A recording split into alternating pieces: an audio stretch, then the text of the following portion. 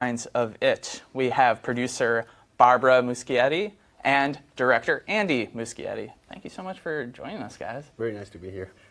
So it's a really exciting time. It has just been doing gangbusters at the box office. So many records are being broken.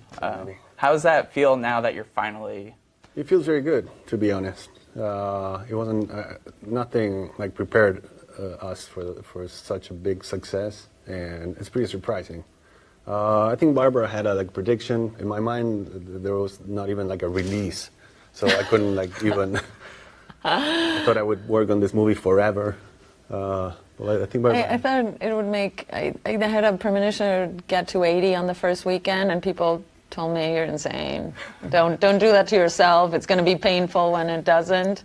And I lost, thank God, by 43 million. So pretty cool. I should mention that we will be taking questions from all of you watching at home, so why don't you just leave those in the comments section down below. But so getting into that process of making the movie, the long process before it, I know the two of you have spoken a little bit about what you kind of altered from Cary Fukunaga's take on it, but I'm wondering, was there something from his version of it that you were like, oh, I like that, I hadn't considered that, and you kept it? Yeah, his script had very good things. Some parts were preserved, but for me it was about going back to my personal emotional experience with the book, reading the book when I was a teen, and then reading it again 20-something years later. So for me it was it was a very natural process to change things because they came from inside, and yeah, there's a few scenes that remain from Cary's and Chase's script, but yeah, for me all the ideas that you see in the movie, they basically for me it was a natural way of making justice to the heart and the soul of the story, the way I saw it.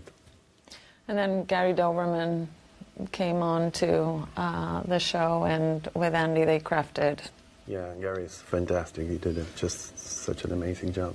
Knowing that the two of you are such fans of Stephen King, I'm curious, I know it's being split up into two parts, so there's some stuff that you're going to be able to get to in the next chapter, but there must have been stuff that you had to cut from the novel altogether. Or was there something that was in particular was really difficult for you to kind of leave behind? To leave behind? Well, it is such a rich story and full of events and characters and and details and descriptions. So it's painful just from the get-go. It's painful to lose a lot of things because you know that you're basically adapting it into a 2-hour movie. I have to say that first we split it in half, so basically it's that 1,200-page book was split in half, and the first movie is the story of the losers when they're kids. But still, there was a lot of things that were left behind. But for me, it was, and for all the creative team, it wasn't such a difficult task to basically track the big emotional beats of the story and orchestrate them into a feature format story. It was a craft. It was sort of a puzzle kind of task because there's 7 characters, 7 main characters. You have to introduce them in a way that is engaging emotionally with the audience, and at the same time you have to move the story forward. So it's not a normal movie in that sense. It's not a normal script, but I think we sort of pulled it off.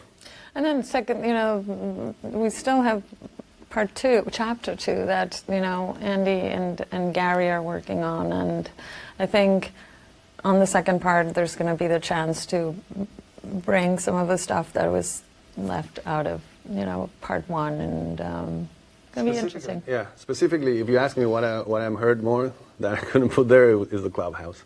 Yeah. Yeah, the clubhouse is like the sort of the tree house that the losers built underground in the Barrens. It's actually like a joke with the studio that Andy's going to build his own little clubhouse to live in the lot. So Are you right now trying like this flashback would be great if they're at the clubhouse? Of course. I'm sure it's coming in part 2. I have money to build it. If you build it, he will come. Are there any kind of deleted scenes from that you already filmed that you were like you wanted to include? Is there one in particular that was particularly painful to let go of?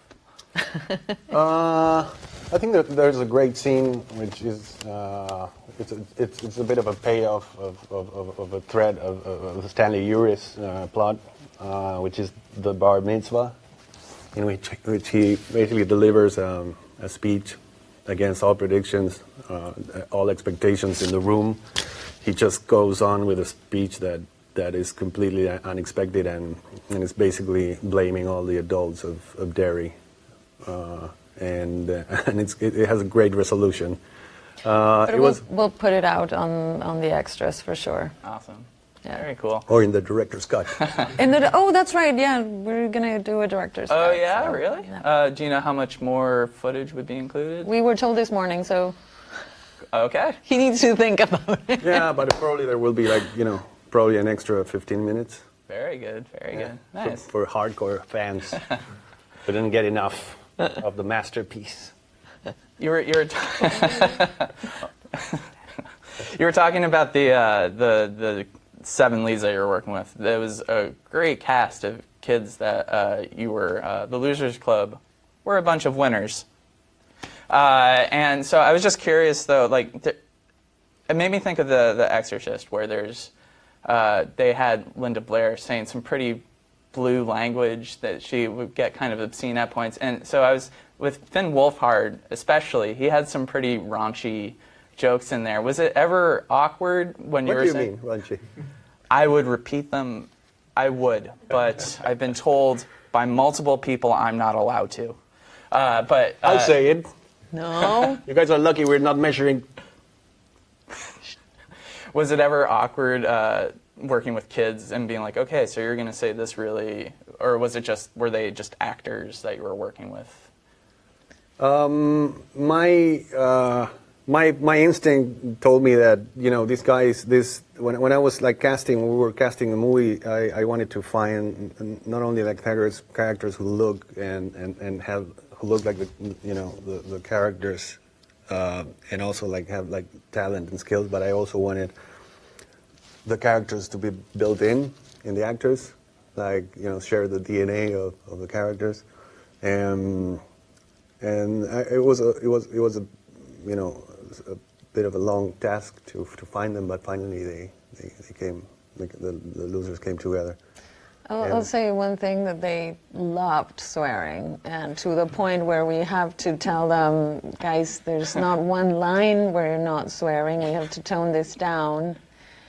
And in ad-lib, some words that we can't even mention would come up, and we had the script supervisor going, no, that's not period appropriate, you really cannot say that. So they loved it. Was there a particular ad-lib line where you were like, oh, that's genius?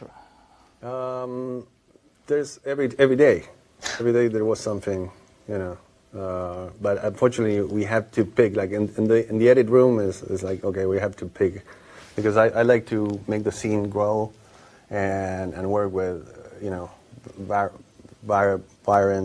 variants. Is that a word in English? Variants? Variants. For Eddie. What? For Eddie. Yeah. Yeah.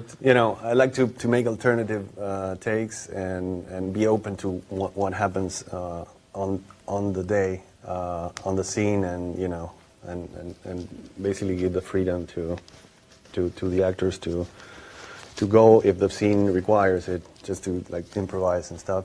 And all the kids were amazing in that sense, because they were really having fun. So I cannot tell you right now. Well, there's a very funny bit in The Quarry that might be included in the director's cut. The Quarry scene is just extended after the spitting contest. Should I say that? Is that a spoiler? Spoiler alert. Go ahead.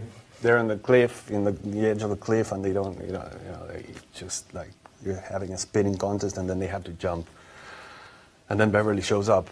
But that in the day we sort of extended, we opened up that moment and we extended it, and there's like after the spitting contest, it escalates into something that is completely weird and irrelevant to the scene, but it's so funny.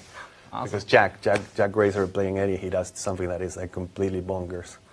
Cool. So you might see it in the director's cut. Now, also a lot of praise is coming for Mr. Bill Skarsgård for his performance. He was incredible. When you guys were looking to cast your Pennywise, was Bill kind of it right away, or was there someone else that you were kind of like, who you were also really into? No, Bill caught my attention from more than anyone else at the beginning, and of course I was like weighing other actors at that point. But he came in with a bit of an advantage because of what he did on his read. It was like unsettling from day one. It was so special what he did, and it's basically a blend of his looks and what he brought to that day. Then and his abilities. Yeah, he has this crazy, like facial control of his facial and general physical language that is amazing. I've never seen something like that. And even after we cast him, he started like showing things that I have no idea that he had, and probably he didn't either, because he started like, it's such an extreme character, and it's a monster that relies so much on being unpredictable. So he started exploring like new things to deliver. Even on the day, like his takes were always different. He started doing like something, and he would never give me the same, and that's I applaud him because it was part of a conversation. Like he told me, I will give you like different things. Now that we agree that Pennywise should be horrifying because of his unpredictable behavior, and then in the edit we can like mix and match things from different takes, and I was totally down for that. It was quite a lengthy casting process because it's such a key role, and we put the man through the ringer, and he kept on just going through the hoops and doing the dance and even getting better. And every conversation with Andy, it would get more solid, and eventually, after like 7 auditions in 3 different countries, we had absolutely not the shadow of a doubt. So, speaking of how did you guys get that kind of like quick twitch motion that he demonstrates? Well, he's he does like crazy things with his body, and he delivers like an amount of energy that I cannot understand. He puts everything, he's 25. Every shot. Well, he's a young man, but also like works. he's like the discharge of energy is like he's tomorrow is he's going to die tomorrow. So there was very little on the post side that you had to do to kind of, because there's moments where it clearly speeds up. Yeah, there's moments where like there's the frame dropped here and there to make that a little more jerky and weird. Acceleration. There's little tricks. But the bass that he gave was just fantastic. Yeah. The jump is all him, and he wasn't wearing even a cable, right? The jump. Yeah, there were some were stunt performances, but like a lot of things that you wouldn't believe, like it was him. Like when he jumps out of the wagon and snatches and grabs Beverly. He does like that Van Halen jump, David Lee Roth thing. Like, good job, Bill. Irrigation, yeah, it's amazing. Unsurprisingly, we're getting a ton of questions in, so I'm gonna start asking some of these. Okay, let's start with, and I apologize if I'm not saying your name correctly. Mikhail asks, will there be more Pennywise dialogue on part 2? Will there be more Pennywise dialogue? I want to expand the character a little bit more. I love the idea. The book is told very much from the perspective of the kids, the losers. So everything we know about the monster is basically very speculative and shrouded in mystery, and that's one of the things that I love. If you explain too much about certain character, then it just becomes, it's like a magician's trick, like when the trick is explained or like exposed too much, then it's sort of disappointing. But on the other hand, having said that, I think there is space and there's a margin to deepen more into the backstory of that monster, with the only purpose of making him more terrifying. Yeah, the answer is yes. Gavin asks, when is part 2? Part 2, I mean, our intention is, of course, to do it as soon as possible. Andy wants to bring the kids for flashbacks. And in order to do that, it's better if they don't have beards.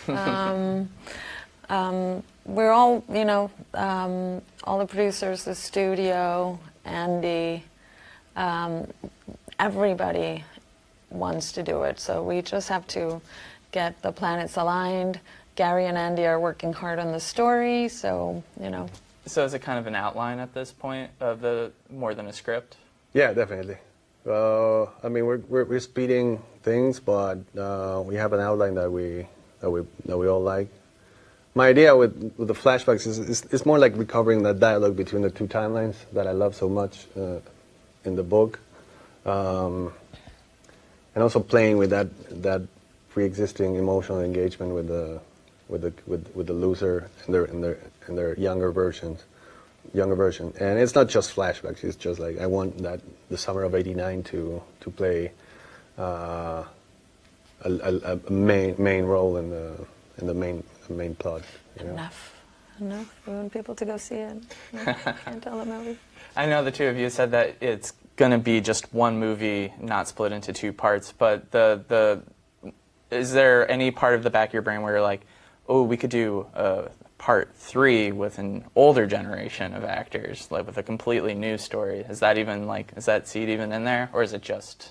No, I think it's like, in my mind right now, it's like telling the second half of a story and giving a good closure to that story. And, that with that we'll make justice to the book that we all love so much for now. Okay, let's go back to questions from the comments. Let's see. James wants to know, what was your inspiration for the look of Pennywise? That's James Wan. He wants to know. James Wan, yes. Aquaman director James Wan would like to know. So there's like different like criteria came along, but like I mean it's a long story, but there was a bit of in the book that stuck to me very much, which is basically a part where Bill Denbrough is talking, because it's very speculative, they don't know, but Bill, which is always seems to be like a step ahead or wants to discover the nature of this monster, says to the losers, he says, what if this monster is eating children, because that's what we're told that monsters do. It's just a phrase. It's not too expanded, but it's something that, it's an idea that like immediately like makes you think about the nature of those monsters and makes you think that maybe it is real as long as it's alive in the imagination of children. Generations and generations of children that basically renew, but it's sort of like the egg and the and the chicken, in the sense that the monster has to keep killing to be alive in the imagination of children. So it's a bit of a survival quest for the monster too. But that idea fascinated me, and the fact that it was, if that's what it is created by children. And in fact, when you jump into the mind of the monster, which is like briefly addressed in the book, his thoughts are so childish and so simple. And he talks about the turtle in that world, and the turtle is stupid, he does nothing all day. So it just like it kindles your thoughts about this being just the work of childish minds, and I wanted to bring that into the nature and the look of the creature. And so my first like sketches of the clown were pretty like childlike. And you actually sketched it. Yeah. Yeah. Yeah, I'm an artist. And Yeah, I've been yeah. doing like storyboards for a long time. So for me, it's very easy to communicate with the crew and the team with drawings. And my first drawing was basically this baby-faced clown with eyes that look in different directions. So there's a strange, like, twisted balance between someone that looks like innocent and fun and cute, but there's something wrong about him. And if you see that initial sketch and you compare it with Bill, it's like, they look like the same guy. You're saying amazing. Bill was able to give you that kind of wandering eyes. Yeah, he's totally surprised me because I showed him the sketch and I said, we're gonna do VFX on your eyes. And he said, no, I can do it myself. And he did it, and his eyes were completely strabic. And it was very scary. Ethan asks, after It, what would be your dream Stephen King book / story to adapt? You want me to say Pet Sematary, don't you? Well, Pet Sematary is it is probably one of Stephen King's favorite books. That was the first of his books that I read and completely made me an addict to him as a storyteller and an artist. We're developing a short story that also blew me away, which is called The Jaunt, and it's we've been trying for a few years to make it into a movie, and it's in a good direction right now. I recommend it. If you didn't read it, it's on the book Skeleton Crew, which is a sort of an anthology or compilation of short stories, and it's beautiful and it's like shocking. It's a teleportation story. And since we're on the subject, our recommendation for the younger generations that are getting to see this film is go read a Stephen King book. If you haven't if you haven't gone there, get Pet Sematary, get it and read, because there's nothing like that.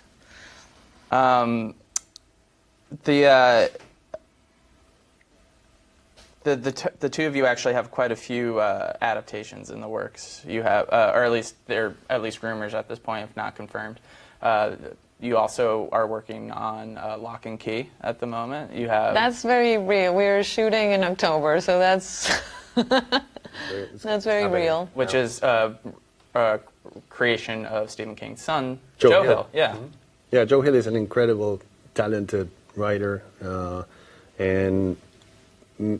Like a lot of people know him by his his literature work on books and stories, but he did this amazing comic book called Lock and Key with Gabriel Rodriguez. With Gabriel Rodriguez, who's an amazing artist.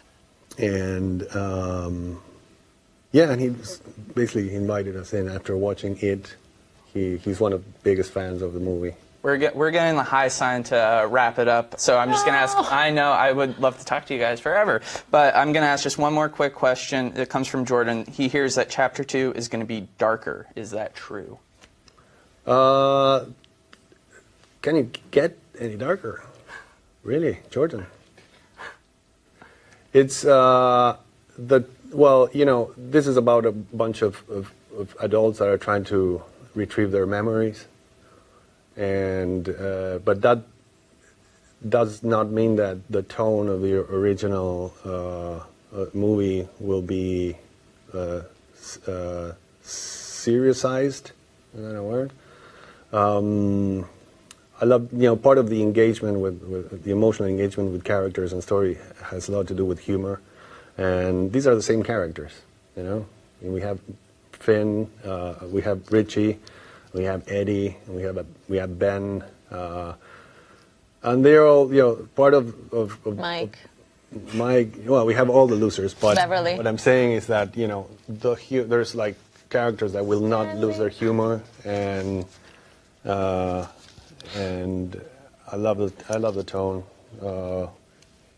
I mean, for me, it's reaching that perfect balance between, not that we did it yet, but the perfect balance between horrifying events and that levity that connects you with the characters emotionally. So I think the tone will be similar to the first one, but it will be dark. It will be very dark. Very cool. Thank you so much for joining us, guys. Thanks for sending in your questions, and Thank you. keep a lookout for that director's cut. Director's And go see it again. Go see it again. Great the second time, third time, even better. So. Director's cut.